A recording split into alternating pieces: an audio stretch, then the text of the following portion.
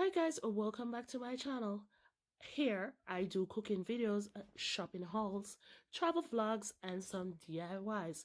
So if you like content like this, don't forget to subscribe, like and share the videos, and continue watching for amazing content and stay blessed. So in this video, I'll be showing you how I prepare carrot punch. So I've cut the carrots, washed, cut, cooked the carrot, let that completely cool, and then I'll blend.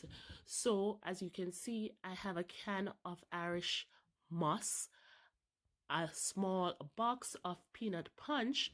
So after blending that and getting all the carrots mashed, blended out, and I'm just going to show you right here what it's looking like. So after all of that, I'll then add the peanut punch and the Irish moss.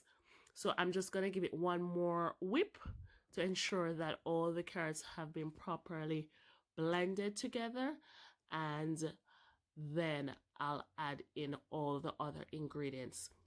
So right here, I have my cheesecloth, and I think it's not even a cheesecloth, it's something called a produce bag that you get in your produce section of your local supermarket produce market.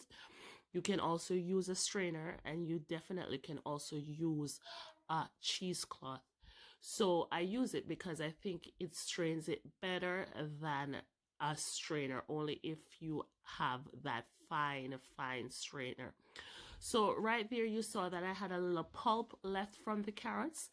You could have just thrown out the carrot juice from out of the blender into the jug and mix it, but I wanted to strain it, and I'm showing you now that I'm just gonna add in the Irish moss right there using all of that, and I'll also be added in the peanut punch. So one thing to note right here is if I had not strained the carrot that's coming from the blender right there, that thickness, when I add in those other two liquids, it would have stretched it out some more, and you would have had a more thicker liquid in that sense, if you want to say that.